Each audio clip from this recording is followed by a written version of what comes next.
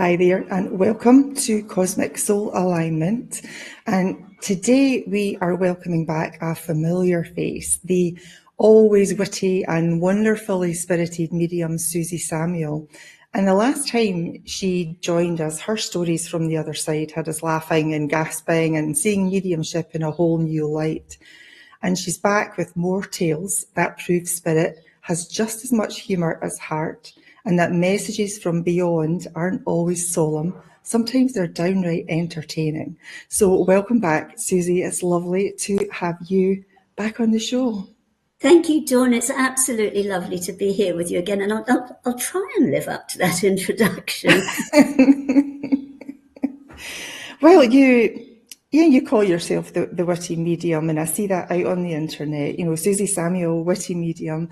And so can you share a story or two with us where Spirit delivered a message that was so unexpected, it had everybody laughing?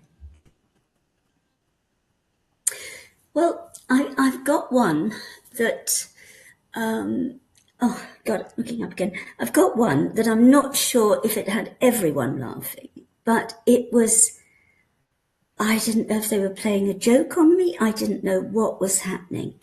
And this was when I met my husband. I'd met him at a dinner party 6 months before. We were both with other people at the time, and I was sort of drifting to the end of a relationship, and I didn't know he was, and he rang me up for a reading. And he came round and I started telling him things, and they were all the most bizarre things. I said that he would be the eminent screeze behind a political party, which seemed very unlikely at the time because, we had Conservatives, Labour, Liberals, and they all had their hierarchy. And I told him that he would be developing property in France. And he looked at me as if I'd gone quite balmy and said, no. And then I said, oh my goodness, you must be so happy with Julie. This was his ex-wife. I said, you must be so happy with Julie. And he said, God, no, I can't stand her. I'm divorcing her. Oh, whoops. And I thought, as you said, oops. And I'm looking at the cards and I'm thinking, what are you lot playing at up there? And I looked again and I said, well, this is weird because there is a very happy marriage in this room. And I suddenly looked at the cards again and I thought, oh my God, it's me. Now, I've never seen myself in cards, ever. Not best friends, anything. So I'm looking again and I thought, somebody's got a fine old sense of humour up there. Looked again, definitely me. So in my best English way, I said, would you just excuse me for a moment, please? And I walked out. I'm going, what's going on? Who's going on here? Because I was still in a relationship.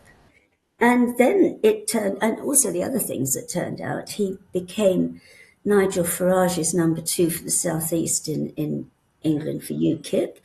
We bought a chateau in France because I was a translator and a teacher and he was a developer, and we did that. So all that came true, but it was me because we were a bit for weddings and a funeral, but eventually, and we had 28 years of fantastic marriage. And so I'd seen it, but I hadn't at first seen that it was me. So I did think that they had a pretty good sense of humour there. And also the other thing that they used to do, and I think I told you this before, is that they'd wake me up in the night to do spirit writing or to do a chapter of a book or something like that.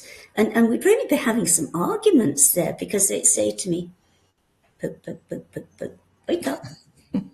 Nope. Wake up. Nope.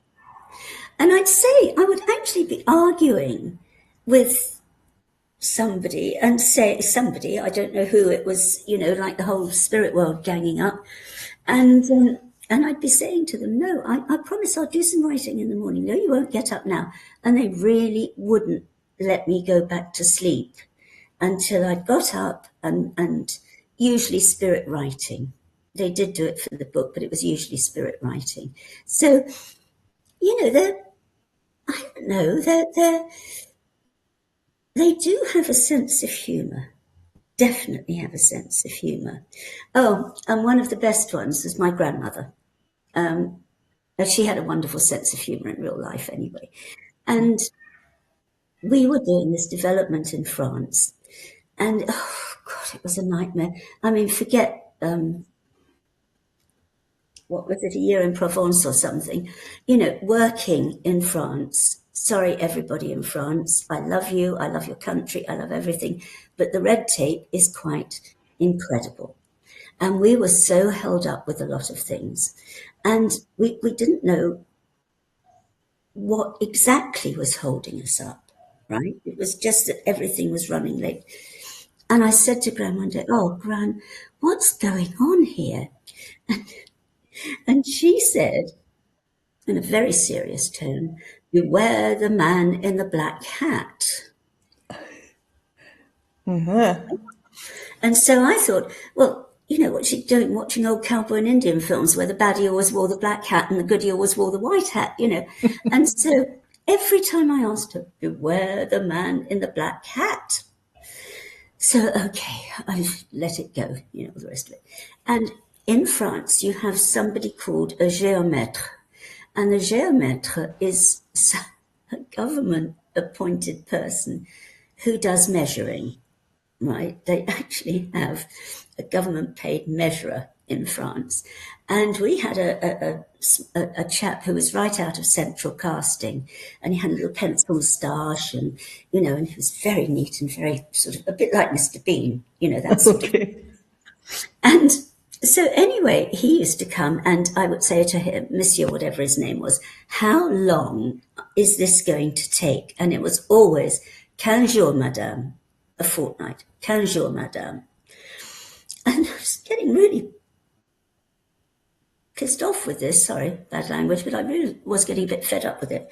And so, again, Gran's going on at me, beware the man in the black hat. And the next time he came, he had the most enormous black beret on. Oh, wow. And when we looked into it, it was him that was actually holding it up, because the longer it took him, the more money he got. So there you go. I know. And I'd been saying, what the devil are you going on about the man in the black hat for? But no, they do have some good senses of humour. Yeah. And I think, and you'll probably know this, obviously know this, but people who pass over, they do take their traits with them. If they take their sense of humour, they take their torment, if they like to torment the kids or whatever, that comes through in their memory. Absolutely, yes.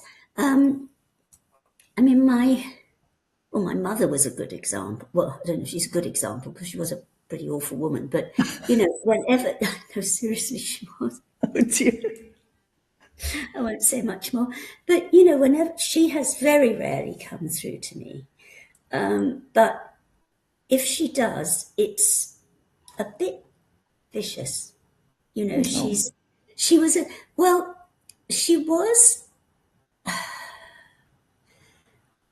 okay, she was a narcissist, she was an alcoholic, she was an nymphomaniac, she was all the bad things you can get. But she was also nasty, not cruel, but nasty.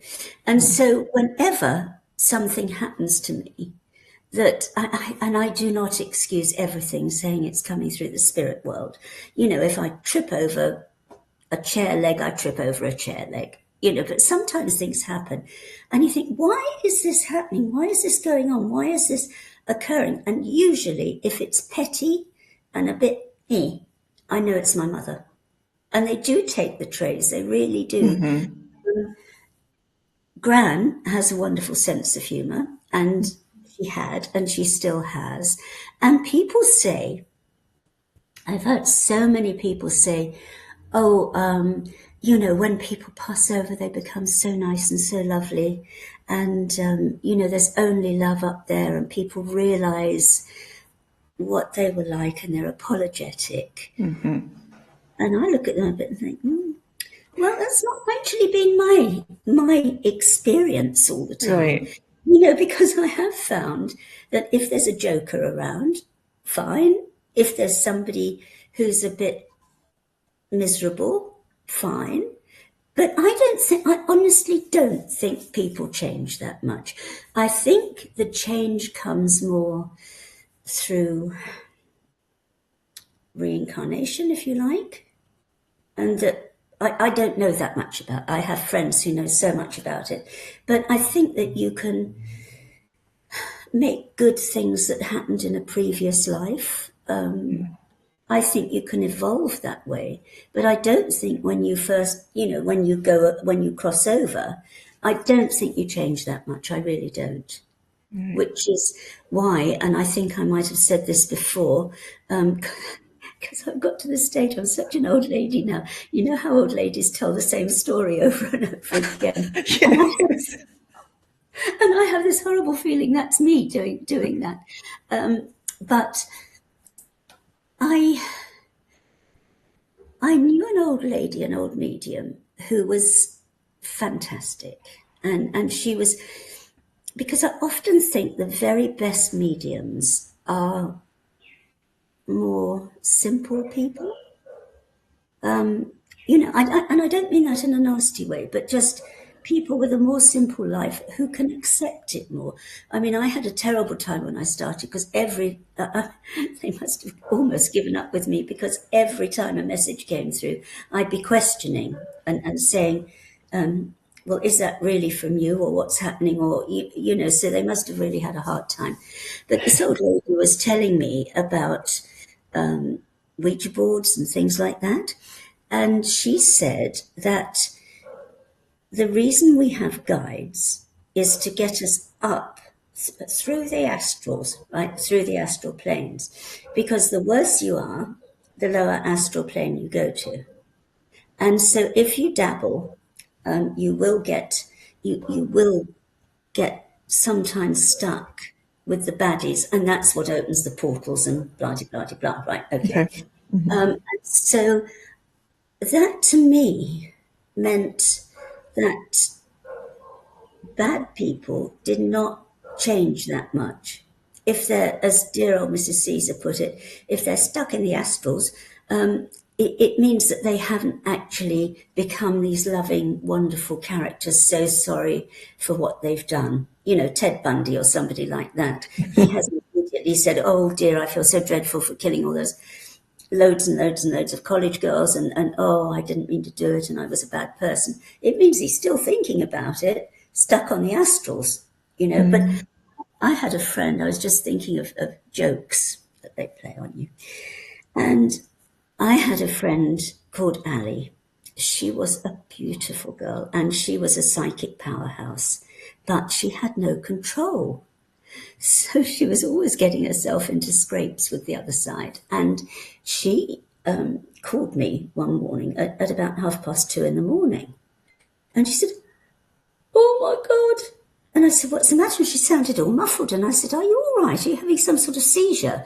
And she said, no, I'm under the duvet. Doona, for those Australians watching. She said, I'm under the duvet. And I said, what the heck are you doing down there? And she said, there's this little man and he won't leave me alone. Can you come over? So, because she was one of my best friends and I knew she'd do it for me, I got in the car in my 90. Thank God I wasn't stopped for anything. And I drove over to her house and I got out and there was this really nice little man at the foot of her stairs. And he was a real smiley little chap and awfully nice. But the trouble was he kept popping in to see Ali, either with his head, without his head, just his head. Parts of him. And in the end, he was like a Cheshire cat, just a grin. Yes. So I'm trying not to laugh too hard in case I cough. But it was honestly so funny. And I said to him, do you realise what you're doing to this poor girl. And he said, I'm just visiting her and trying to make her laugh. And I said, well, you're not making her laugh. You're absolutely frightening the what's it out of her. And he said, oh, I'm terribly sorry. And I said, well, do you think you could just go and make somebody else laugh for a bit? Because this poor girl really is in a bit of a state. He said, oh, yes, all right, bye-bye. And he disappeared. I said, but poor old Ali was a gibbering wreck under her duvet. Yeah. So, yeah, I mean, they do have senses of humour. They do take it with them. Yes. What about those that like to embarrass you? Have you ever given a reading to somebody where the person you're reading has been embarrassed, or you have been quite embarrassed about giving the message over?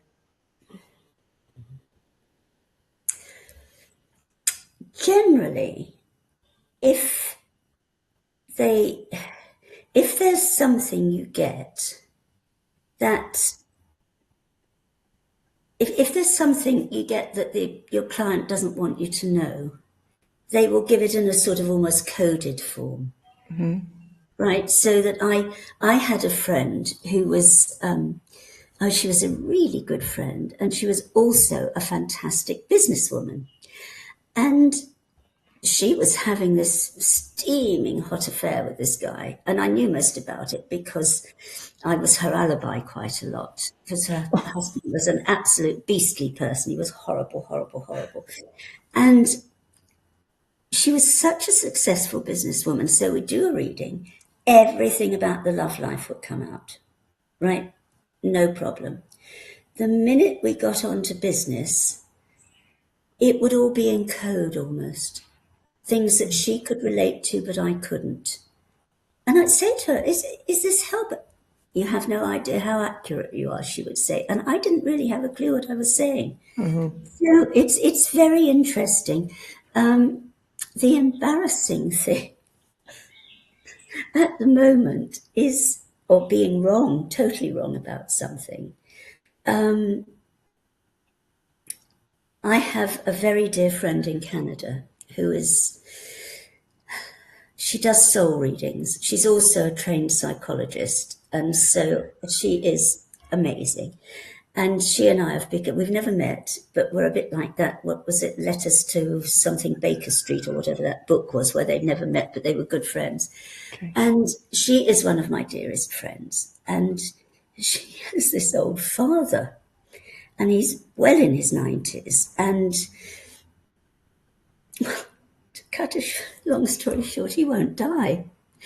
And I have said to her all the way along, I said, oh, look, and it's not, it sounds awful to say he won't die, doesn't it? But he's always been a difficult old boy. And he's going downhill fast. But if I tell you, he had to be told off when he was 90 for making lewd comments about one of the bridesmaids at their wedding. I mean, he is really a difficult. He's a handful. He is a handful. And he's been in a nursing home for quite a long time. And I've been saying, and also another clairvoyant that she knows, another friend of hers, has been saying, you know what, I think Frank will go in the spring, because her life is absolutely on hold, right? Absolutely on hold. And I said, I think Frank will go in the spring. And this other woman said, completely separately, I think he'll go in the spring. So spring comes and goes. And I say, well, now I wonder if it's spring in Canada or spring in Australia. And the next spring comes and goes. And we're still both saying, oh, we think he'll go in about 3 months. And he just hangs on. And we are both convinced, me and this other woman are both convinced he's doing it to spite us, to prove us wrong. You never know. Excuse me, sorry. But no, it's so yes, there are things that happen.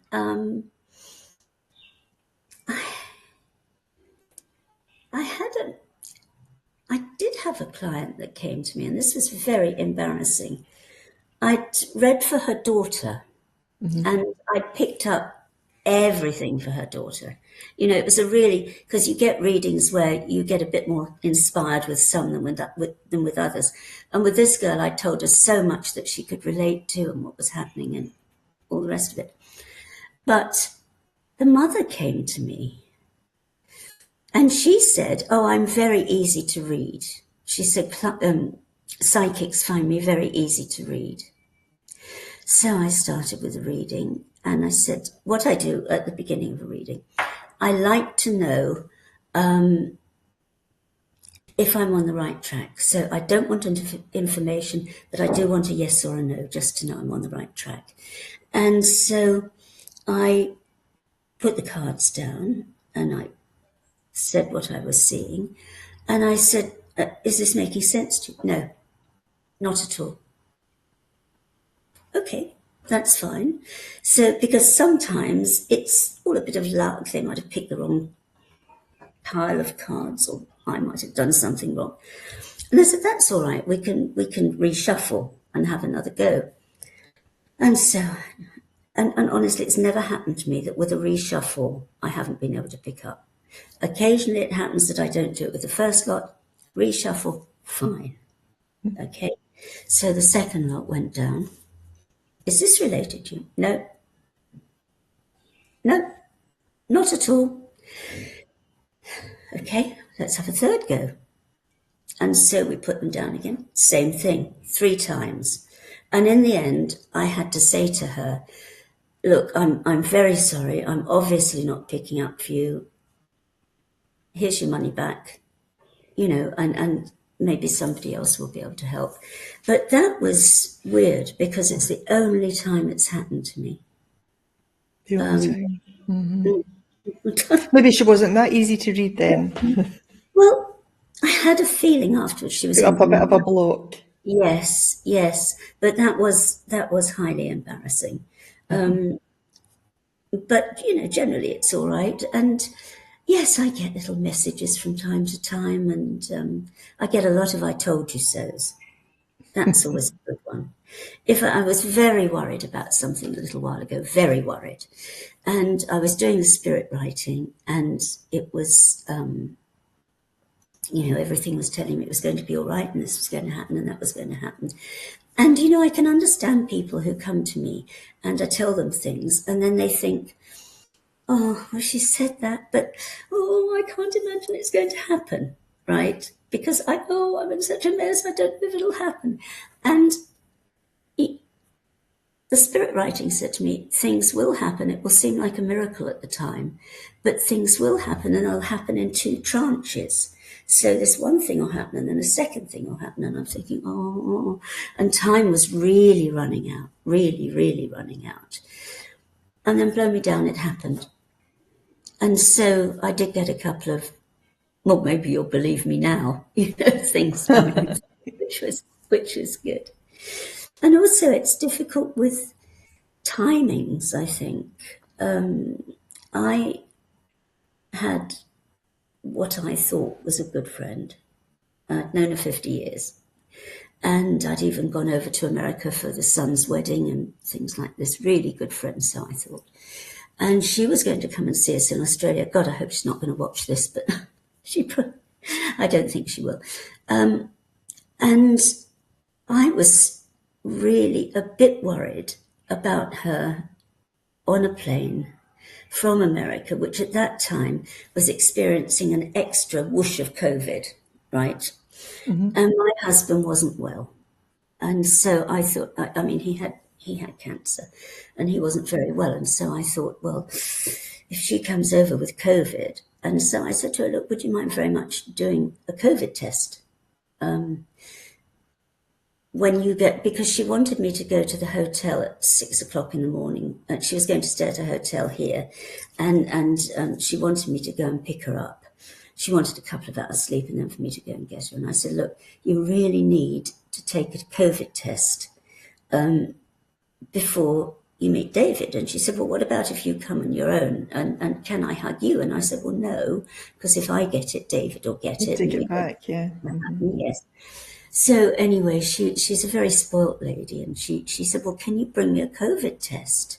to the hotel. And I said, well, you're coming through the air. She lived in a metropolitan area where she could have picked up the damn test. She could have picked it up at the airport. She could have picked it up at the airport this end. But no. And she was making all these excuses. And I will cut a very long story short. So anyway, Gran had been saying to me all the time, she won't come. And I'm saying, but she's got like 2 days. She won't come. Don't worry, dear, she won't come. And I knew David wouldn't be able to stand her. He'd only met her once for a little while. And I thought, oh my God, he'll go crackers, with her here for 3 weeks. So anyway, I promise I wasn't trying to influence it because of that. So anyway, it got to the stage where she was actually in the airport at San Francisco in the departure lounge. And she had been drinking, right? She's a bit of a toper. She likes her wine. And she'd obviously hit the sauce quite hard. And she kept ringing me up. And I said, Birgit, just get the damn test before I see you. That's all I'm asking. And it was all this fuss. And then she said to me, would you rather I didn't come over? And I thought, oh, God. And do you know, anybody who knows me will tell you, I was struck dumb. I couldn't say a word. Now, I am never, I'm never struck dumb. I just talk. And I couldn't say anything. And she said, oh, I can get my fare returned and maybe come at a later date. And I said, well, Birgit, maybe that would be better eventually because I need you to take that damn test before you come here, before we meet. And so she said, oh, I'll go and get my suitcase back. And she just said, I'm not coming. I'm not welcome. There you go. And it was literally 3/4 of an hour to take off. And I think I was not only struck dumb by her saying that, but I was struck dumb because Gran had said she's not coming. And it was so last minute. Mm-hmm. And that was a huge, I told you so. That was. Trust me, dear, trust me. Yes, you're quite right. Gran told you. Absolutely, yes, absolutely. So, there are sort of, it's a funny thing, the spirit world. Some people have such an idea of it. And you can't. It's like life. It's just like life. You get people who are funny, who are sad, who are miserable, who are go ahead. And I honestly don't think people change that much. I really don't. I think they do tend to keep their characters. Yeah, I believe that. Yeah. Okay, now's a good time. Just take a quick break. We will be right back. Okay.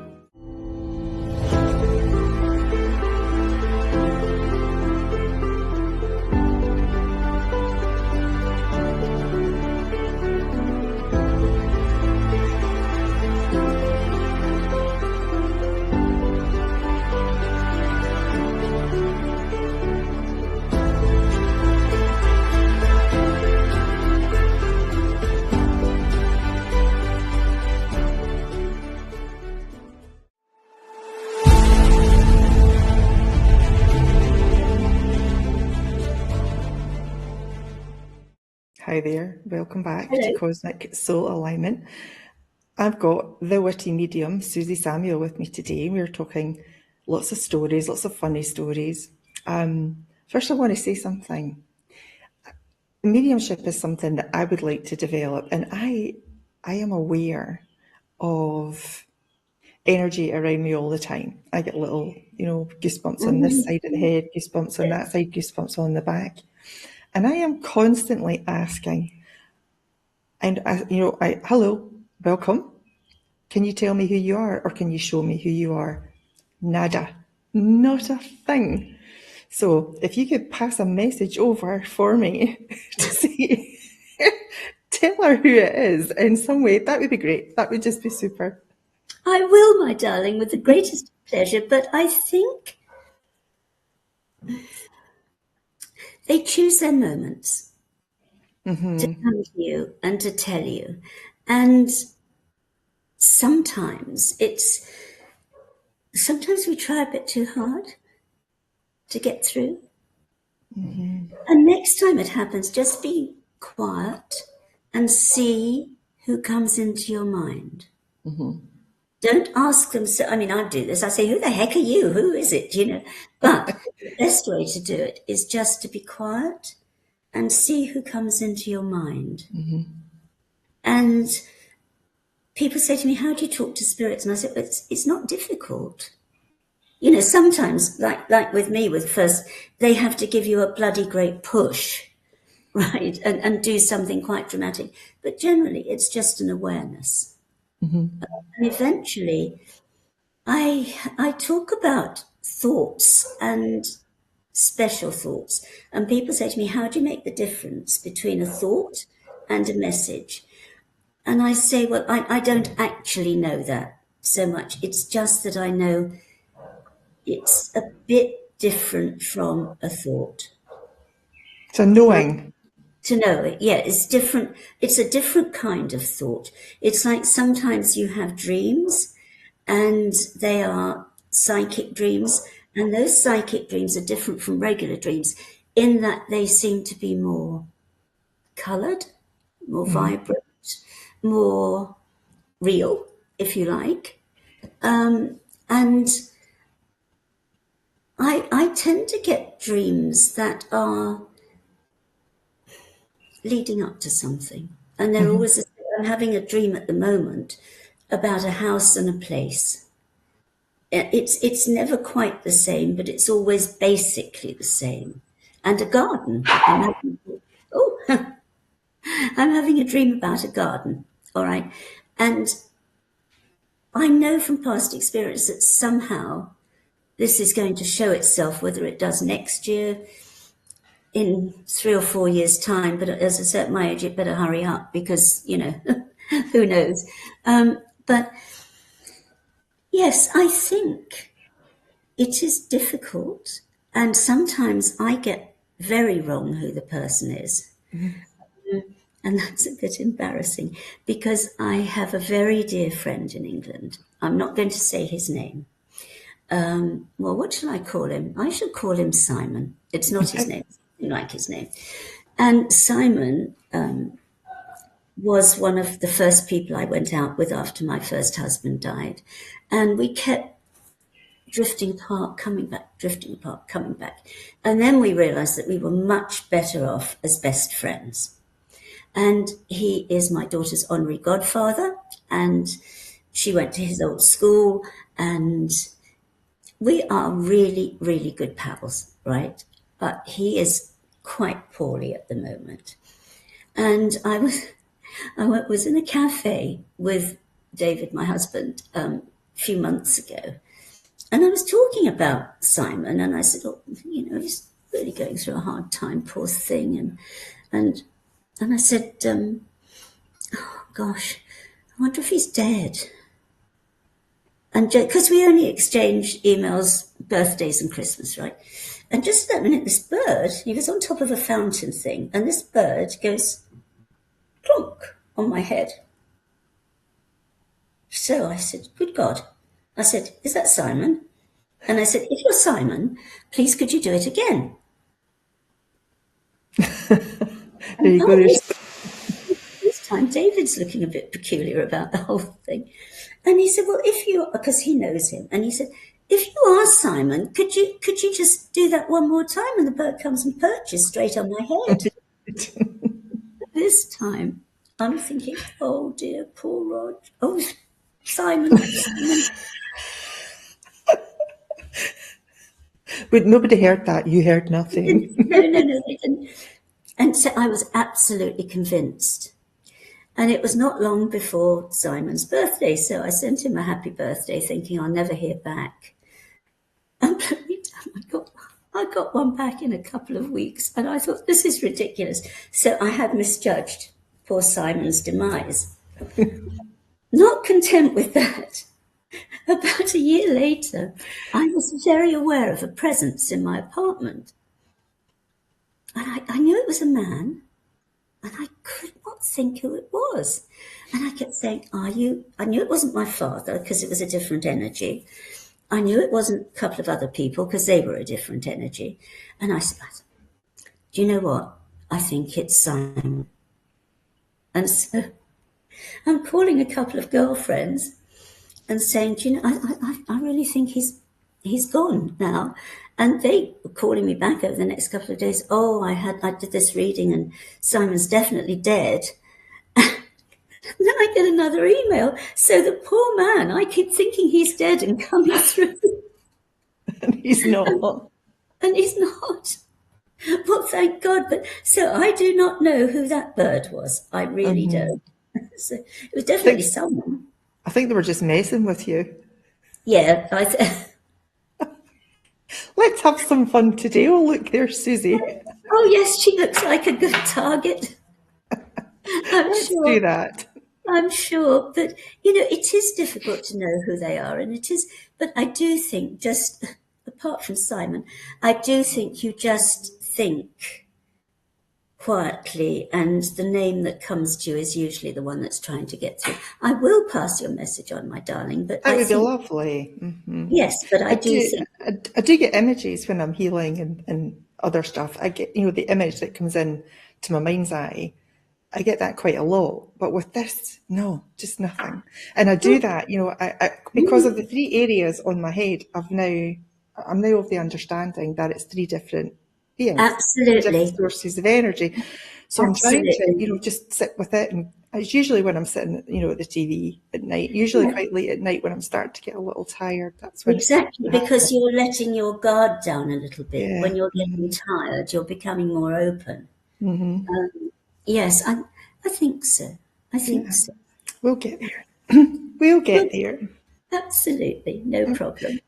Have you ever, just question popped into my mind, have you ever given a message and been instantly corrected by spirit that you got totally wrong and you were corrected at that point? Yes, I can't think of anything very specific. And the time that always happens is if I'm trying to fit the person to the reading, if that makes any sense. Because the reason I don't like to have any information about people is because it's too easy. This is why it's more difficult to read for friends. Because you tend to get information and you tend to try and fit that with what you know about them. And I was doing a reading the other day for somebody, and I really can't remember. No, I can't remember what it was about, because it goes. I do a reading and it sort of goes away again. I suppose it's a fail-safe thing that I can't blackmail people or something. I don't know. But, and I put the cards down and I was looking at them and I was saying something about this card. And I suddenly said, God, no, that's wrong. And it meant something, and what was coming out to me, I'd misinterpreted what was, because the way I work, it's like I look at the cards and bits are magnified out. So it can be a tiny little detail, and it will almost become magnified, and they will say to me, okay, look at that and see what comes through. And I had just completely misread it for some. I don't know why. I mean, obviously it happens, and no matter how good a psychic you are, you get good and not so good readings. And immediately it was, no, look at it again. You've looked at it wrongly. So yes, I have had that happen. Misinterpretations. Yes, and it's easy. And as I say, it's very easy sometimes. And people will ask me details if I've seen a lovely man ahead, say, and they'll ask me for details. Well, what does he look like? Well, I can't do that because they don't, it can put you on the wrong path. I mean, I can say he's tall. I see a man with dark hair, but I can't do really specific things because it could just put you on the wrong path. And I mean, when I met the chap I lived with for 6 years, just making me sound bad. First husband, chap I lived with, now my other husband, and it wasn't quite that bad. That's life, darling. That's life. That's life, yes. And before I met him, somebody said to me, "You've already met the man you're going to live with or marry," because we can't see the difference between that, and only very rarely. And I was going out with somebody called Christopher at the time, and he had the most gorgeous blue eyes. And I thought, oh, is it Christopher? He's, quite tasty and jolly nice, and I wonder if it's him. And it turned out it was somebody I'd met once at a dinner party 8 years before. Wow. And so if you say to somebody, you've already met the person you're going to marry or whatever, and I always say, for God's sake, don't go around looking at everybody you know, because that person will come to you, And very often I will say to people, look, I've told you this, and now will you go away and forget it and wait until it happens? And that generally works, but I did have one client, oh God, this was yonks ago, and she was such a beautiful woman. She was lovely, but she was absolutely as mad as a hatter. And she rang me up one day and she said, this man has invited me to go to Canada with him. And I said, oh, how lovely. I said, well, what's the matter? And she said, well, I really can't stand him. So I said, well, why are you thinking of going to Canada with him? And she said, because you told me I'd go to Canada. And I said, well, it's not necessarily with him if you can't stand him. But, and so it is quite difficult sometimes because people can take you incredibly literally. And psychics generally see the path you're on at that time. We always have free will. It's not a Jansenist philosophy, of everything's carved in blood and all the rest of it. But, that's why I won't do readings for young people. I mean, under 18, say, because they're too easily influenced. And you've got to make sure that, actually, I shouldn't have said anything to that woman, should I really? I should have just have a lovely time. Great time. Enjoy. That would have been evil, wouldn't it? I wonder, and I know you probably have actually, I know you give quite a few readings, but do you have anybody that you've read and they come back to you a few weeks later to say, you will never guess what happened after that reading you gave me? Yes. I had a lovely client in England. I adored her. She was just, well, I was going to say she was mad as a hatter, but in a really lovely way. She was just a ball of fun and things happened to her, and I just loved her. And for some reason, everybody in her family had two names that they were called by. And so I never quite knew which name she was using that day or which name the daughter was using that day or whatever, but she was lovely. And she used to come to me quite regularly, and I always looked forward to doing readings for her. And I gave her one time, and she rang me up 2 weeks later and she said, I need a reading. And I said, no, you don't. You only had one 2 weeks ago. What are you talking about? She said, it's all happened. everything you told me has happened in the last 2 weeks, so I need another reading. So she came along and she had another reading. And I told her, and in about a few more weeks, I need another reading. And I thought, what the heck's going on? And this happened about 4 times. And so she was having readings every 2, 3, 4 weeks, because it was like God had pressed the fast forward button. And everything I told her would happen so quickly. It was just ridiculous. And so when I heard her voice on the phone, I said, oh my God, what's happened now? You know? But that was actually, yes. And I've often had people ring me and say, do you know, everything you told me happened? And I say, good God, it didn't, did it really? Because it still takes me by surprise, you know. And I shouldn't say that. I should just say, yes, of course it did. Well, I can add another one to your list, because you did read me about a couple of months ago now. And you told me that there was a financial issue that was going on and it was worrying me. And I've not to worry about it because everything's going to be fine. It's going to be not even worth thinking about. And you didn't know this at the time. I told you afterwards. But I had my credit card hacked, unfortunately. And there was quite a lot of money taken from on my credit card. So, of course, it was disputed. It was cancelled. Of course, didn't have a credit card. I had to wait to get another one issued. This is my business card.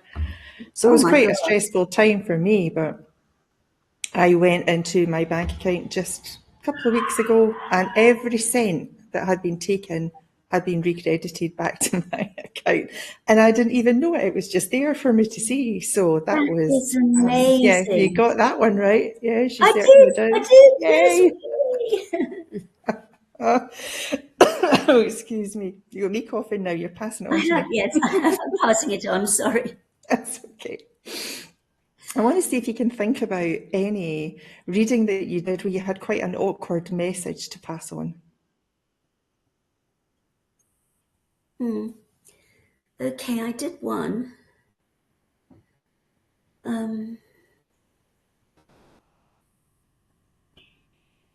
Sorry, I've got a couple going through my mind. I did one and again, I'm not sure if I told this story last time, but I had a lovely Irish family that used to turn up for readings, and they'd all turn up together. And they had the most incredible, what used to be called a boom box, a great big transistor thing, but it had all these pretty coloured buttons on it. Yellow, pink, blue, all these buttons. And so I would take the victim off into my room to do the reading with said boombox, and the others would all sit in another room with cups of tea. And so one day they turned up, and I'd never seen this lot before. And I said, oh, are you friends of Mrs. O'Toole? I can't remember her name. And they said, oh, you are? Good. How did you know? And I was so tempted to lie, but I did have to confess it was the boombox, right, that I'd recognised.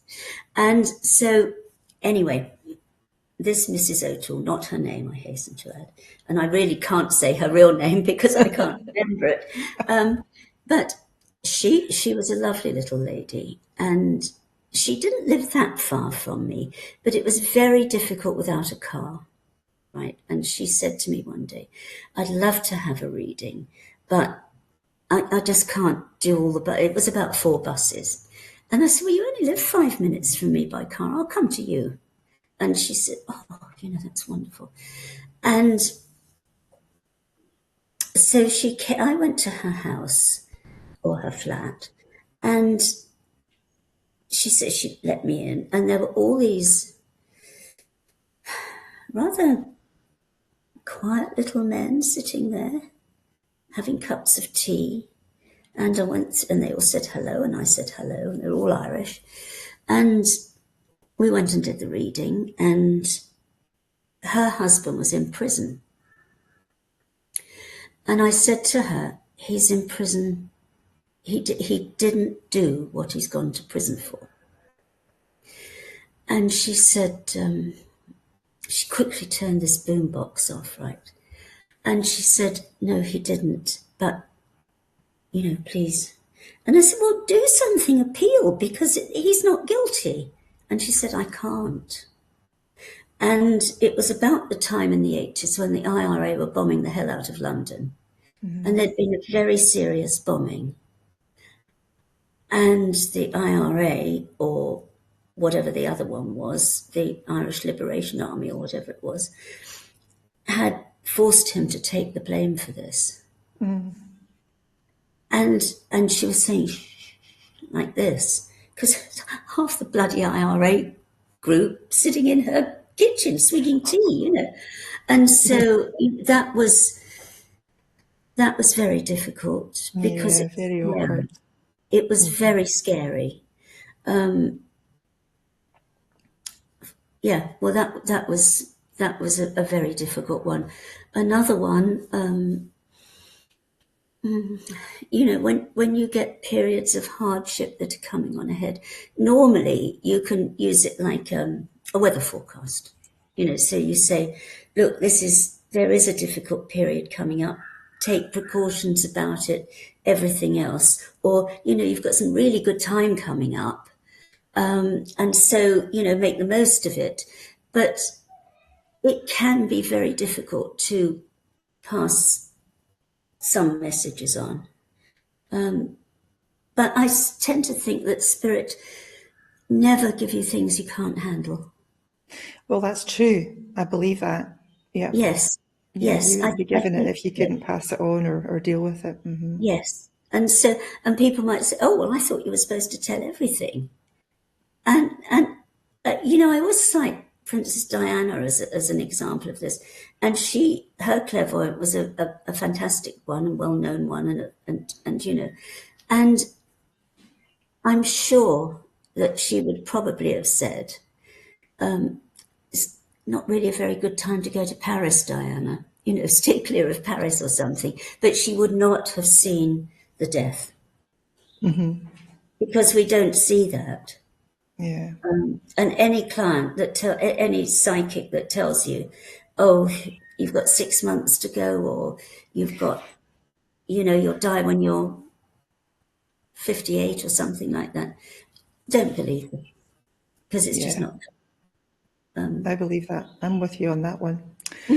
Well, I tell you, that's been another good conversation. You had me laughing a few days. Your funny stories. So thank you for joining us again, Suzi. Oh, Dawn, you're so welcome. I love being on with you. Thank you so much. It's my pleasure. So just to everyone watching, let today's stories be a reminder that laughter can be just as healing as tears, and that connection to the other side can come with a smile. So take care. And you, my darling. And be sure to tune in next week for more conversations beyond the veil. Thank you, Suzi, my darling. Love you lots. And you. Bye. Bye.